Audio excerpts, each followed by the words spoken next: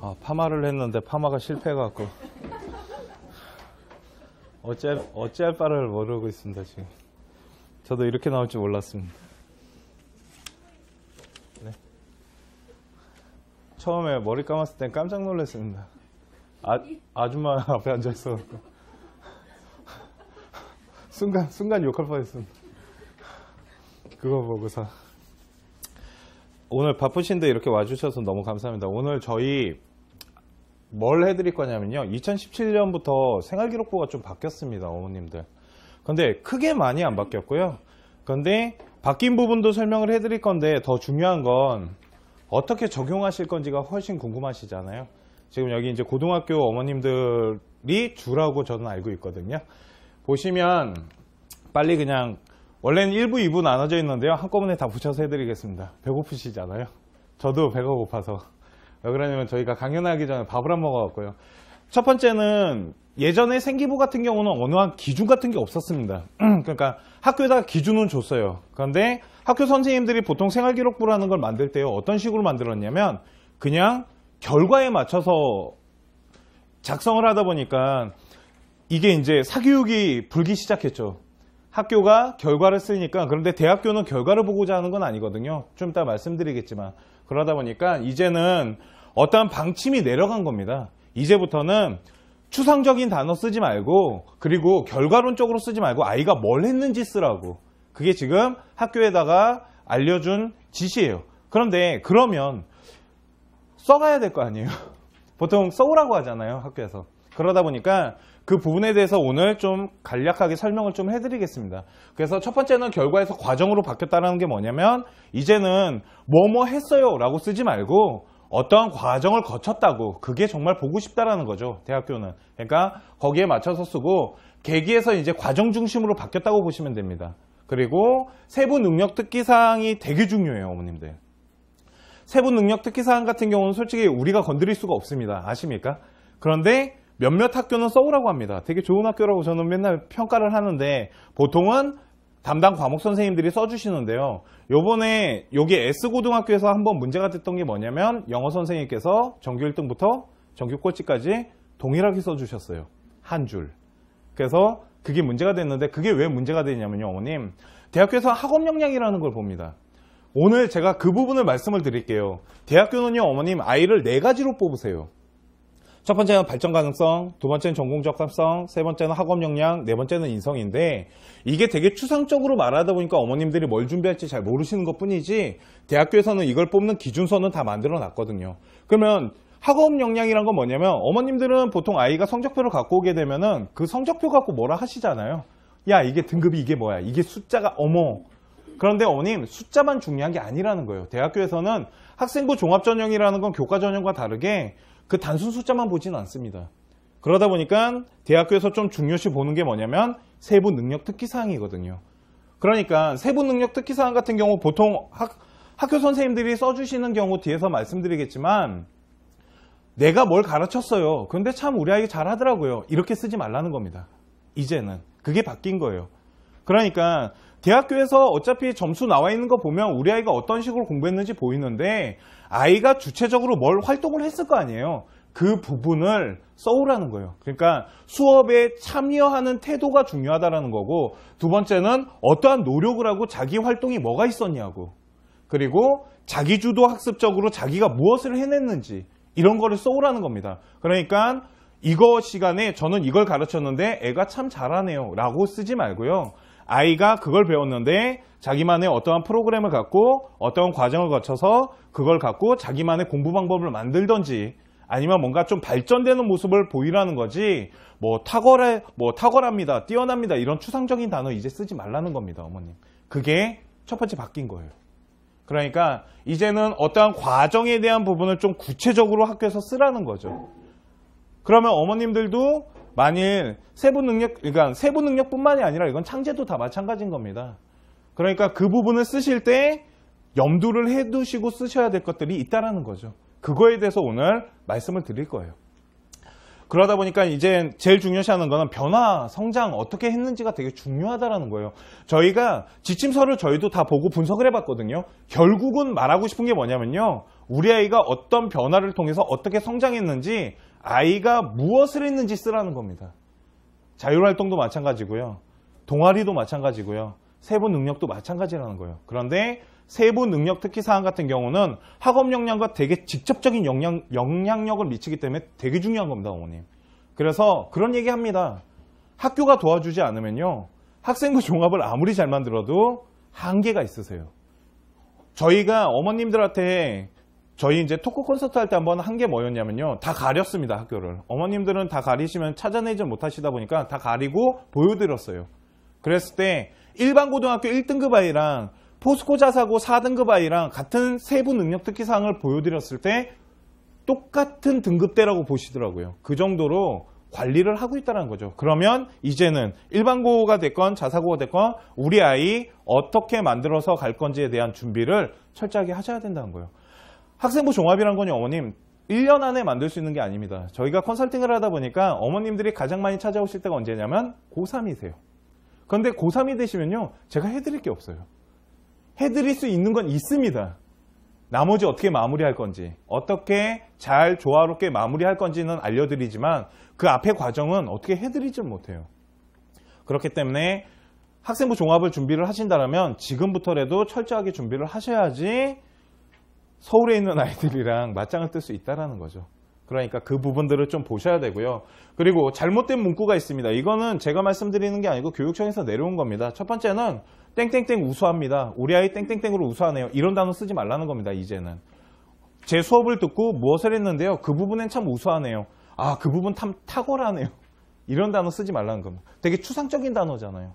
그러니까 도대체 우수하다라는 게 뭐며 탁월하다라는 건 뭐고 도대체 어떻게 우수한지를 알 수가 없더라는 거죠. 그러니까 되게 구체적인 부분의 과정이 이제는 세부 능력뿐만 아니라 동아리에도 다 들어가야 돼요, 어머님. 뒷부분에서 동아리 쓰는 방법 알려드릴 건데 그런 식으로 추상적인 단어가 들어가서는 안 되고요. 되게 과정이 심층적으로 들어가셔야 됩니다.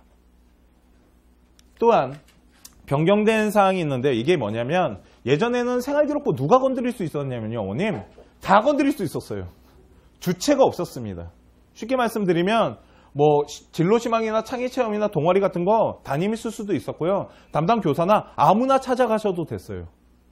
그런데 왜 잘 안 써주시냐면 담임의 월권에 도전하는 거거든요. 그러니까 그들도 관계가 있잖아요. 그러다 보니까 함부로 건드릴 수 없는 분야다 보니까 안 건드린 거지 잘 꼬셨으면은 그거 솔직히 바꿀 수 있었거든요. 그런데 이제는 딱 정해놨습니다. 진로시망이랑 창의체험 같은 경우는 담임만 있을 수 있고요. 동아리는 동아리 교사만이 건드릴 수가 있어요. 옛날엔 담임이 좀 건드려 줬었거든요. 그런데 이제는 아예 건드릴 수 없고 세부 능력 특기사항 같은 경우는 담임이랑 교과 담당을 하게 되는데요. 그 교과 선생님의 거를 담임이 절대 침범하지 않습니다. 바쁘시다 보니까. 걷다가 가르치는 아이들이 워낙 많다 보니까 세세하게 따질 수가 없거든요. 그래서 저는 컨설팅할 때 우리 아이들한테 뭐라 그러냐면요. 세특 노트를 하나 만들라고 합니다. 왜 그러면 학교 선생님들이 다 챙길 수가 없어요. 그 아이가 뭘 했는지 어떻게 다 기억을 하겠어요. 그러니까 네가 만일 국어가 됐건 수학이 됐건 어떤 활동을 한 게 있으면 잘 메모해 놨다가 나중에 수정기간 됐을 때 그거 들이밀라는 거죠. 그러면 만약 우리 아이가 한 5개 정도 했다라면 5개 다 써주지 못합니다. 글자 제한수 때문에. 그 중에 우리가 꼭 가져가야 될 거 있잖아요. 그거 하나 정도는 넣어달라고 그렇게 말하면 선생님이 보고 이건 괜찮네 하고 뽑아내 주시는 경우도 있고요. 야, 이거 2개 내가 다 써줄게 라고 하시는 분들도 계세요. 반면에 너 지금 나에게 도전하는 거야? 하고 아무것도 안 해주시는 분들도 계시지만 그래서 말씀드렸잖아요. 학교가 좀 도와주셔야 된다고. 학생부 종합 같은 경우는. 또한 행동특성이랑 이거는 담임이 하는 건데요. 이거는 정말 못 건드립니다. 이거를 건드리는 경우는 거의 없고요. 대신 대학교에서는 행동 및 종합사항 다 봅니다, 어머님. 또한 그런 거 되게 많이 물어보세요. 정말 입학사정관이나 교수들이 그 생기부 다 보나요? 정말 꼼꼼하게 다 읽어보나요? 라는 질문 참 많이 하시거든요. 그걸 어떻게 다 보죠? 그거는 어머님 관점에서는 못 볼 것 같지만 제 관점에서는 다 보거든요. 그 이유가 저한테 생활기록부를 하나 맡기시면요. 그거 정규라인 아이잖아요. 그러면 한 20분 걸리고요. 한 4, 5등급 알잖아요. 그러면 한 10분이면 다 봅니다, 제가. 그래서 어느 정도 수준 아인지 다 뽑아내거든요. 그러니까 저보다 더 잘하지 않을까요? 그 사람들은 전문가다 보니까. 그렇기 때문에 정말 다 보고요, 어머님. 또한 내신 등급 같은 거, 표준 편차 같은 거 걔네들 다 계산해요. 프로그램이 있거든요. 그 계산한 데이터를 가지고 밑에 세부 능력 특기사항이랑 연관지어서 보고요. 또한 예전에는 뭐가 있었냐면요, 수상 경력이 있으면 그걸 세부 능력에다 쓸 수가 있었어요, 어머님. 그런데 지금은 그게 안 됩니다, 이제. 그러니까 그런 것들이 다 막혔어요. 그러니까 그 부분에 있어서 우리가 가져가야 될 부분을 잘 체크를 하셔야 된다는 거죠. 그래서 학업 역량 같은 경우는요, 어머님 가장 많이 보는 거는 세부 능력이랑 성적표예요. 이 두 가지를 가장 많이 보신다고 보시면 되고요.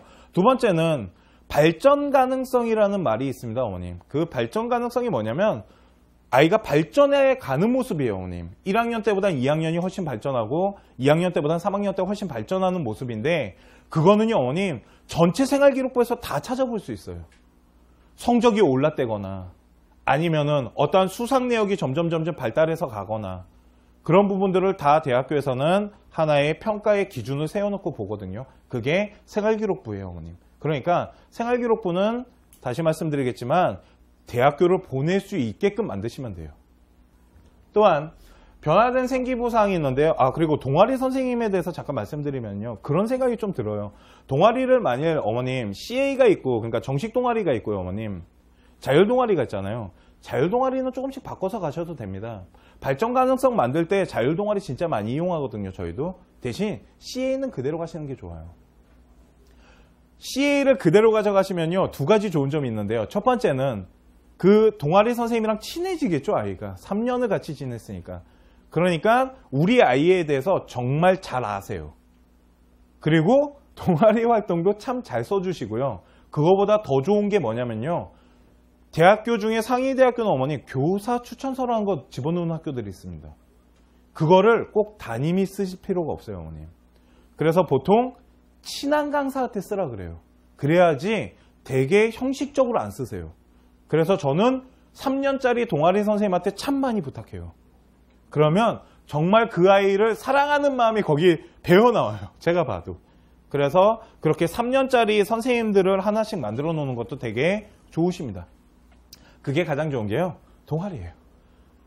또한 변경된 사항이 뭐냐면요, 어머님 장래희망입니다. 장래희망 부분이 바뀌었는데요. 첫 번째는 어머님들 거에는 제가 다 넣어드렸는데, 예전에는 특기나 흥미란이 있었는데요, 일단 폐지됐습니다. 저희 특기는 독서고요. 저는 아버지 따라 골프를 좀 쳐봤고요. 그래서 그런 거 써놓은데 일단 그게 필요가 없고요. 두 번째는 학부모님 장래희망이 폐지됐습니다. 좋으시죠? 왜 그러냐면 학부모님 장래가 뭐가 중요하냐는 거죠. 근데 솔직히 저희는 되게 슬픈 거죠. 예전에는 이것 때문에 면접 유도라는 걸 하나 했었거든요. 그러니까 우리 아이는 변호사인데 어머님은 의사인 거죠. 그러면은 면접관이 물어봅니다. 엄마 어떻게 꼬셨냐고. 그렇게 유도하기 위해서 일부러 다르게도 썼었는데, 일단은 학부모님 장래희망은 폐지됐고요. 그리고 장래희망이 이제는 구체적 직업이 나타나셔야 됩니다. 예전에는요, 어머님 되게 거시적으로 만들었어요. 되게 흐리멍텅하게 만들어 놓고 나중에 학과를 갖다 붙이기 위해서 좀 거시적인 관점으로 가는데, 이젠 그건 안 됩니다. 딱 직업군이 있는 직업을 쓰셔야 돼요.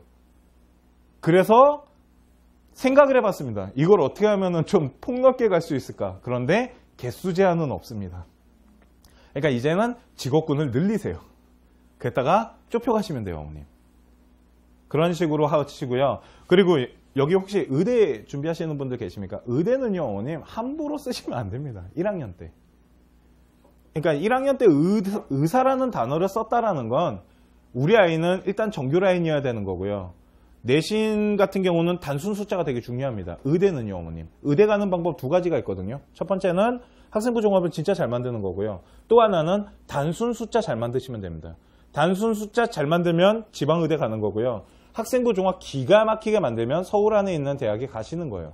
카톨릭이나 연세 세브란스나 이런 데 가시는 거고요.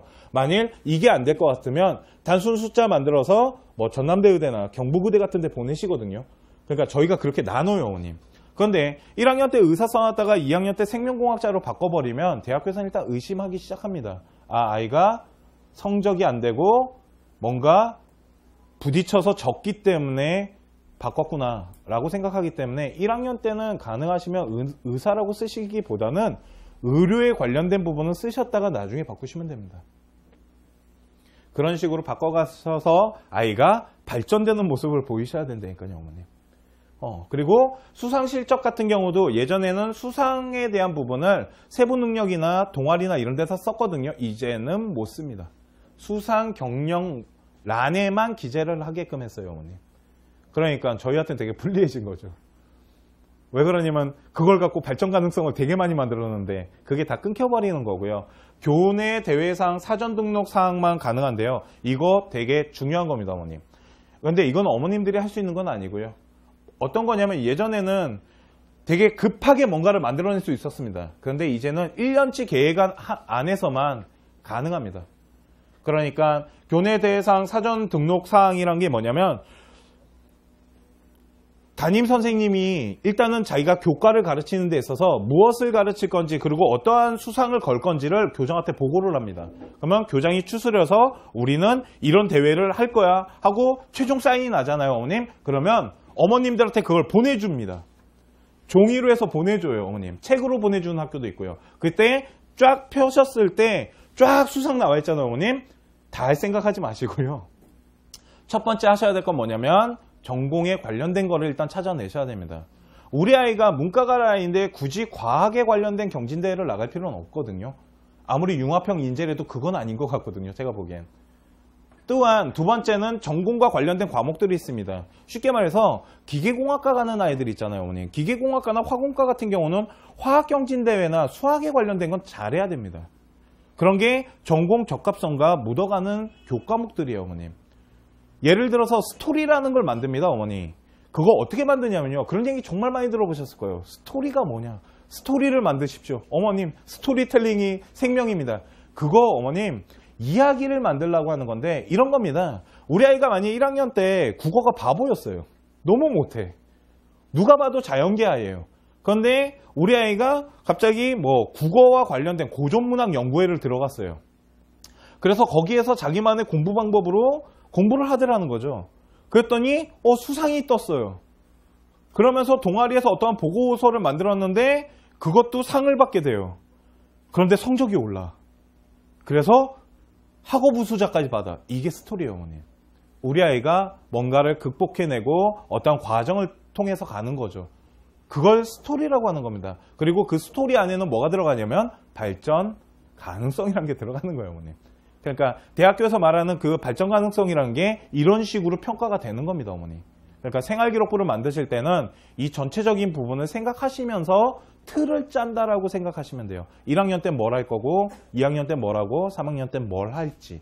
그리고 또 하나가요, 어머님. 독서 활동인데 지금 혹시 고3 어머님 계십니까? 고3 어머님들은 진짜 하셔야 될 게 뭐냐면 독서 활동인데요, 어머니. 독서 활동 같은 경우에 이제는 책 제목이랑 저자만 집어넣게 되어 있습니다. 예전에는 거기에 써 있겠지만 예전에는 어떤 글귀를 써줬어요, 어머니. 우리 아이가 이 책을 읽고 뭘 알게 되었으며 뭔가 느낀 점이 있었다. 근데 그 부분을 다 빼버리고 책 제목과 저자만 놓잖아요, 어머님. 그러면 뭔가가 교수가 읽을 수 있었던 거나 입학사정관이 읽을 수 있었던 게 사라진 거잖아요. 제가 장담하는데요.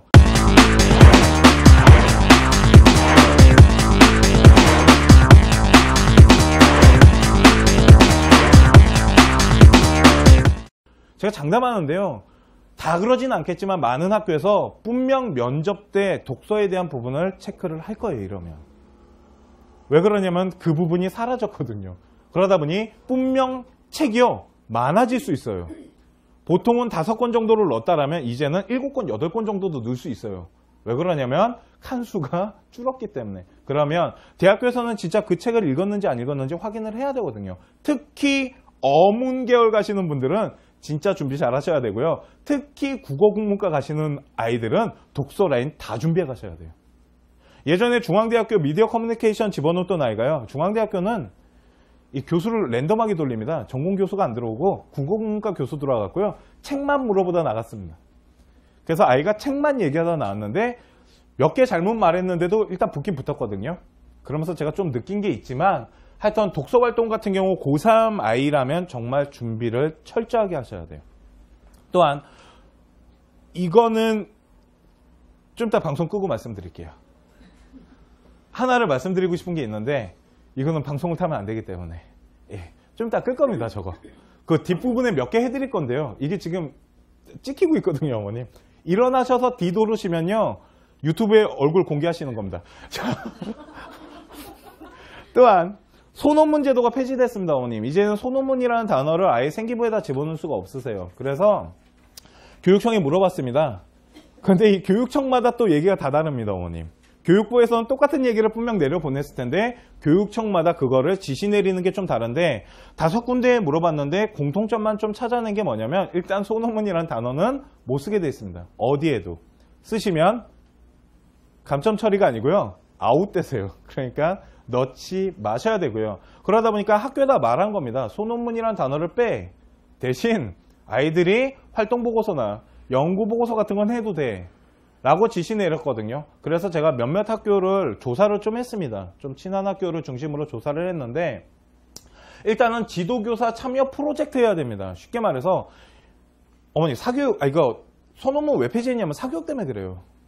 강남권에 있는 아이들이 쓸데없는 논문들이 많아졌거든요. 걷다가 아이가 말도 안 되는 연구를 해와요. 미생물 분포대를 데이터를 돌려서 해왔는데 그 데이터 돌리려면요 몇 천만 원짜리 장비가 필요하답니다. 그러니까 집에 그게 있을까요 과연? 그러니까 두 가지를 의심한 거죠. 첫 번째는 대학교랑 조인을 맺지 않은 이상 그걸 못하는데 그런 거를 할 수 있는 사설기관들이 있더라는 거죠. 그걸 통해서 해갖고 몇백만 원씩 내면서 소논문을 만드니까 그런 것들이 나타나니까 대학교에서는 첫 번째 발표한 게 뭐였냐면요. 이제는 어떠한 아무런 이유 없이 나타나는 소논문은 보지 않겠습니다라고 말한 게 성균관대를 기점으로 몇 개 학교였고요. 두 번째는 고려대학교는 아예 보지 않겠습니다. 그런데 거기서는 그렇게 말을 합니다. 안 봤어. 그런데 스토리상 아이가 뭔가 결과물을 만든 거니까 본 거야. 그게 왜 소논문이야? 아이의 결과물인 거지. 그러면 또 저희가 할 말이 없거든요. 그렇게 만드셔야 됩니다. 만일 어떠한 논문을 준비하시거나 보고서를 준비하실 때 어머님 머릿속에 뭐가 있으셔야 되냐면 1학년부터 2학년, 3학년을 어떻게 걸쳐서 만드실 건지를 생각하셔야 돼요. 그래야지 우리 아이가 아까 말씀드렸죠? 발전 가능성이라는 게 생겨나게 되고 그 안에 전공 적합성을 같이 집어넣으시는 겁니다. 그러니까 소논문 제도 같은 경우는 지도교사가 일단 참여를 해야 된대요. 그러면 두 가지 아니겠습니까? 첫 번째는 교과목에서 수행평가를 통한 보고서고요. 두 번째가 동아리인 겁니다. 요즘 동아리 같은 경우 자율동아리를 만들 때 아이가 계획서라는 걸 내야 돼요. 어머님 혹시 보신 적 있으십니까? 그 계획서 보시면요 어머님 우리 아이가 어떤 활동할 건지 쫙 써야 됩니다. 근데 우리 아이는 무턱대고 그냥 쓰죠. 근데 저는 컨설팅하는 입장으로서 아이한테 그런 얘기합니다. 네 마음대로 다 써도 돼. 무슨 활동 네 마음대로 다 해. 마지막에다가 포트폴리오 보고서 제출하겠다라는 한 단어만 집어넣으라고 하거든요. 그게 있어야지 보고서를 작성해서 낼 수가 있어요. 그게 없으면 이제는 생기부에다가 기재를 할 수 없다는 겁니다. 그게 경기교육청의 방침이에요. 어머님. 그러니까 저희는 인천교육청의 방침이랑 경기교육청의 방침이에요. 그러니까 우린 따라야겠죠. 전라도는 그렇게 말 안 하거든요. 지금. 그러니까 이사를 가실 수는 없으시잖아요. 그래서 학교 내 활동 중에 지도교사 라인을 타야 되니까 지도교사는 두 가지입니다. 아까 말씀드렸죠. 교과목과 동아리고요. 연구 주제, 참여 인원, 소요 시간만 기재를 할 수 있습니다. 이 얘기는 뭐냐면요, 어머님. 예전에는 그 논문을 통해서 우리 아이가 뭘 느꼈고, 어떤 보고서를 통해서 뭘 느꼈고, 어떤 과정을 거쳤으며, 어떤 극복을 해가지고, 그게 어떻게 영향을 주고, 그게 전공이 어떻게, 다 썼습니다. 쓰는 방식대로. 그런데 이제는 그렇게 쓰지 말고, 연구 주제, 인원, 소요 시간만 써. 라는 얘기는 뭘까요, 어머님? 결국은, 자기소개서에다가 쓰라는 얘기밖에 안 됩니다, 이러면. 스토리 잘 짜갖고.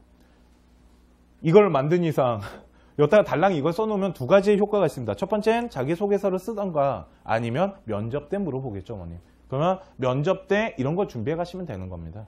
뭘 준비를 했고 어떤 어려운 점이 있었으며 또한 학교장 승인하에 학교별 독립적으로 운영하라고 지시를 내린 겁니다, 어머님. 너네가 알아서 해. 그런데 교장 승인하에 모든 계획하에 움직여야 돼. 그러니까 담당 교사들도 학교 선생님한테 뭔가, 그러니까 교장한테 승인을 받을 때 보고서에 대한 라인이 일단 만들어져야 되고요. 특히 동아리 선생님들 잘 체크하셔야 됩니다. 동아리 선생님들 계획안 내실 때요, 보고서 얘기 잘 안 집어넣으세요. 그냥 우리 이런 활동할 거고요. 외부 이거 나갈 겁니다. 라고만 쓰시는데 마지막에 어떠한 보고서나 이런 것들을 낼 수 있는 구멍을 만들어 주셔야 돼요. 그래야지 우리 아이가 제출할 수 있습니다. 그래서 활동보고서 및 연구보고서 같은 경우는 학교별로 독립적으로 운영하고 있으니까 어머님들 물어보셔야 돼요. 며칠 전에 김포예고 아버님 저희 지금 과정 컨설팅 하시는 분이 저한테 제가 연락을 드렸어요. 아버님 소논문 폐지됐으니까 지금 우리 준비하고 있는 연구 논문을 보고서로 바꿔야 되는데 학교에서 어떤 시스템으로 하는지 확인하시라고. 그랬더니 아버님이 학교에다 알아보셨어요. 그랬더니 학교에서 어떤 식으로 운영할 거니까 그 중에 하나 선택하시라고. 그래서 저희가 동아리 라인 타기로 했거든요. 그러니까 그런 식으로 학교에다 지금 문의하시면 어느 정도 계획안이 다 나와 있습니다. 그렇죠? 그래서 저희가 올려드린 것 중에 하나가 어디냐면 상상고예요. 상상고 같은 경우는 저희가 알아봤더니 거기 자사고잖아요, 어머님. 그랬더니 모든 이제 과목에 모든 수행평가에 어떠한 활동보고서나 연구보고서 체계를 다 만들어 놓고 동아리 활동 끝은 무조건 보고서다라는 얘기를 들었거든요. 그러니까 이런 식으로 지금 대처를 하고 있다는 거죠. 그런데 생각해보세요, 어머님. 자사고에서 만일 그렇게 교과목이랑 동아리 활동 그런 거를 다 어떠한 결과물들을 만들어낸다면 일반고 아이랑 같이 붙여놨을 때 분명 밀려날 거라는 거죠. 그러니까 그런 부분들도 좀 잘 스토리 있게 아이를 잘 만드시면 되고요. 보고서라는 건요, 어머님 많이 만든다고 좋은 게 아닙니다. 어떠한 여러 개의 보고서 중에 우리 아이를 어필할 수 있는 되게 제대로 된 보고서들은 한두 개씩은 있으셔야 돼요. 또한 어머님들 우리 대학 다니실 때 잘 생각해 보시면 논문은 언제 냈냐면요, 졸업할 때 냈습니다. 그렇기 때문에 3학년 생활기록부가 결코 죽은 게 아니에요, 어머님. 3학년 생활기록부는 어떤 형식이냐면요, 일단 2학년 때 엄청난 활동을 하셔야겠죠. 그 활동 중에 어떠한 결과물들 중에 좀 질적인 결과물을 만드는 게 3학년이라고 보시면 돼요. 만약 우리 아이가 특기자 전형을 준비를 한다면 어학이 됐건 소프트웨어가 됐건 어떠한 그런 결과물들은 다 3학년 때 나타나야 되거든요. 그리고 그게 생기부에 들어가게 되고 그걸 갖고 자소서를 쓰는 거거든요, 결국은요, 어머님. 그러니까 우리 아이가 갑자기 1학년 때부터 아이가 막 소프트웨어 어떤 막 코드에 대해서 막 다 써버리면요, 어머님. 2학년 때는 그거보다 더 훌륭한 아이를 만들어야 되고 3학년 때는 거의 스티븐 잡스가 돼 있어야 돼요. 그래야지 발전이 된 거거든요. 그러니까 1학년 때부터 그렇게 막 미친 듯이 어필시켜 놓으시면 안 됩니다. 2학년 때 어느 과정을 통해서 아이가 되게 능력이 향상되고요. 3학년 때 그거 갖고 어떤 결과물이 만들어지는 게 말씀드리는 발전 가능성과 전공 적합성이라는 거죠, 어머님. 그래서 활동보고서나 연구보고서 이거 생각보다 되게 중요합니다. 그러니까 이 부분도 꼭 어떤 식으로 만들 건지, 어떤 과목을 타실 건지, 어떤 동아리에 어떻게 갈 건지 그런 것들은 잘 체크를 하셔서 운영을 하시면 됩니다, 어머님들. 또한 자율동아리 활동 신청서에 어머님 보고서 라인 꼭 쓰라고 꼭 애들한테 얘기하세요. 아이들 이거 안 내고 그냥 내거든요, 어머님. 그러다 보니까 나중에 그걸 할 수 없는 상황이 생길 수도 있으세요. 그러니까 그 부분들은 좀 잘 체크를 하셔야 되고요. 창제에 대한 얘기를 좀 드리겠습니다, 어머님.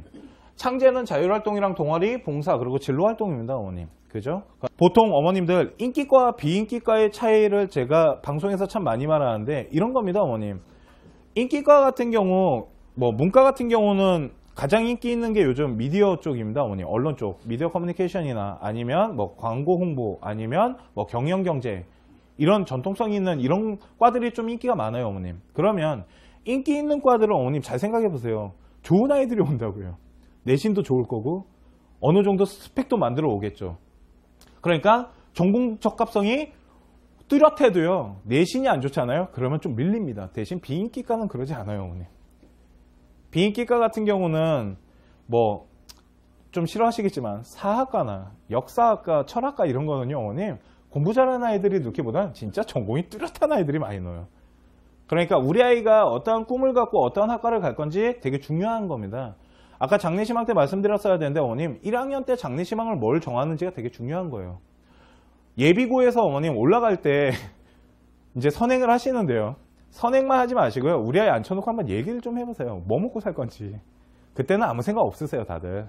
자기의 꿈을 이렇게 뚜렷하게 말하는 애가 거의 없고요. 걷다가 엄마가 물어보면요, 일단 자기 방으로 그냥 들어갑니다. 일명 쌩깐다 하죠. 그리고 나와봐 그러면 됐대니까 그러고 들어갑니다. 네, 충분히 이해합니다. 저도 그랬기 때문에. 저는 심지어 그런 얘기도 했습니다. 엄마가 뭘 알아 알기는 됐거든 하고 들어갔었거든요. 근데 지금은 어느 정도 방향은 잡고 가셔야 돼요. 심지어는 문과인지 이과인지도 정하셔야 됩니다. 이제는 수학을 못하면 문과애들도 고생을 하는 시대가 됐기 때문에 수학은 일단 중요한데요.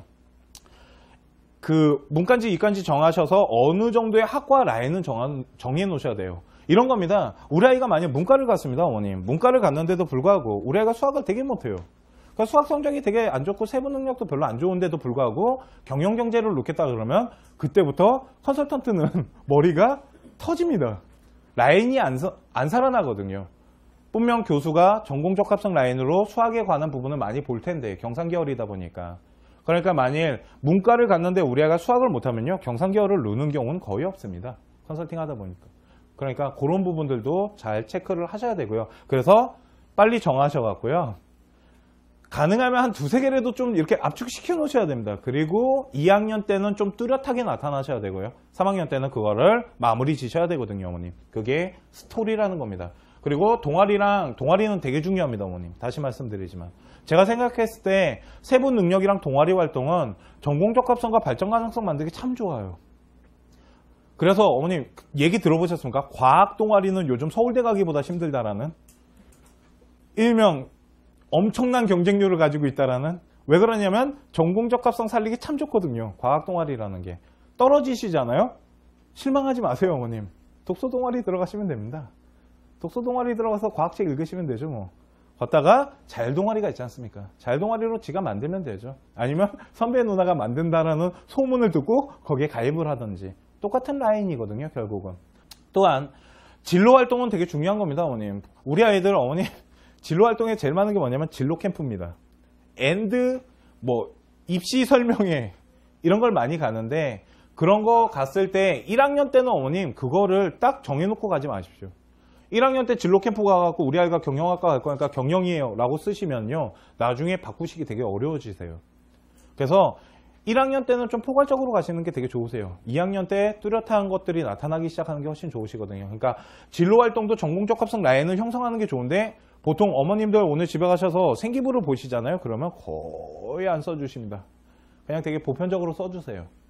근데 그 부분에 진로에 대한 부분이 조금씩 어필이 되게끔 써달라고 하셔야 돼요. 써주시는 선생님들도 되게 많으시거든요. 그러니까 점점 우리 아이가 전공에 대해서 정말로 뚜렷한 의지를 갖고 뭔가 하고 있구나라는 게 좀 보여줘야 됩니다. 특히 2학년 때부터는. 또한 구체적 활동 사실과 활동 태도와 노력 행동이라는데, 어머님 이거는 뒤에 가서 말씀드릴게요. 뭐냐면 이제 구체적으로 쓰라는 겁니다. 두리뭉실하게 쓰지 말고 어떠한 활동을 했고 어떻게 했으며 우리 아이가 그런 활동을 하는 데 있어서 어떠한 적극적인 태도 이런 단어보다는 적극적이라는 게 뭘까요, 어머님? 아이가 뭔가 주도가 돼서 자기만의 프로그램을 짜고 막 이런 모습이잖아요. 그러니까 우리 아이는 어떠한 활동에 적극적 태도를 가집니다가 아니고요, 이 아이가 이거를 하기 위해선 어떠한 것을 가지고 무엇을 통해서 그 활동을 했습니다가 적극적 태도가 되는 거예요, 어머님. 또한 노력 행동들이 있어야 됩니다. 아이가 뭘 노력했는지가 진짜 구체적으로 나와야 돼요. 그러니까 세부 능력 특기사항을 다시 말씀드리면요, 어머님 이런 겁니다. 우리 아이가 수학을 배웠어요. 학교에서 어떠한 프로그램대로 학습에 대해서 이제 가르쳤습니다. 그러면 다들 뭐라고 쓰시냐면요, 우리 아이는 인수분해 잘하고요, 미적분해에서 훌륭한 탁월한 능력을 갖고 있습니다. 그거는 성적 보면 대학이 알아요. 탁월한 능력이 있으면 1등급 떠 있겠죠. 근데 그거를 써줄 필요가 없어요. 정말로 대학교가 보고 싶은 건 우리 아이가 1을 나오기 위한 과정이 있을 거 아니에요. 우리 아이는 이렇게 공부했고요, 어떤 방식을 갖고 있고, 메모식 방법을 통해서 오답 노트를 어떤 식으로 프로그램을 짜서 공부를 했으며, 이런 거가 보고 싶은 겁니다. 그러니까 자기가 어떻게 공부했는지. 동아리도 마찬가지예요, 어머님. 좀 이따 보여드리겠지만. 그래서 구체적 활동의 사실과 그거에 대한 행동 태도, 그리고 그걸 통해서 우리 아이가 어떤 노력을 했는지. 또한 글자 수를 늘리는 경우가 있고 줄이는 경우가 있습니다, 어머님. 늘릴 때 가장 많이 사용하는 게 노력 행동 갖고 늘리시는 거예요. 그건 뒤에 예시를 보면서 설명을 해드릴게요, 어머니. 그래서 우리 아이가 변화 성장을 어떻게 했는지가 되게 중요한 겁니다. 그러니까 발전을 해가야 되는 거예요, 어머니. 지금 그러면 제가 지금 제일 많이 말한 게 두 가지입니다. 발전 가능성과 전공 적합성에 대한 얘기는 진짜 많이 들었거든요. 인성은 솔직히 그렇게 많이 들을 게 없습니다. 봉사활동이나 아니면은 이런 부분에 있어서 아이가 누구를 배려하고. 그런데 보통 어머님들이 잘못 생각하시는 게 인성하면은 봉사활동만 생각하시는데 아니에요, 어머님. 아이가 어떠한 동아리 활동을 통해 갖고 리더십을 갖고 누군가를 끌고 가는데 문제가 생겼을 때 그거를 어떻게 풀어나가는 건지도 인성이 들어갈 수 있어요, 어머님. 그러니까 이런 부분들에 대해서 보시고요. 학업 역량 같은 경우는 아까 말씀드렸잖아요. 단순 숫자와 세분 능력이 되게 중요합니다. 그런 부분은. 또한 내신 성적은요, 어머님, 단순 숫자만 보지 않습니다. 대학교는 절대. 그거는 교과 전형 보내실 때 쓰는 방법이고요. 왜 그러냐면 자사고나 이런 특목고 과고 같은 경우는요, 어머님, 특히 뭐 대원외고 같은 경우는 영어 점수가 어머님 97점 나와도 4, 5등급 찍혀요. 근데 그거를 편차를 계산해 보면 그 점수는 아니거든요. 그러니까 원점수도 많이 보고요. 또 하나 말씀드리면 서울대학교 있잖아요, 어머님. 그렇게 이제 로망하시는 서울대학교 같은 경우는 다 111에 오지 않겠습니까, 어머님?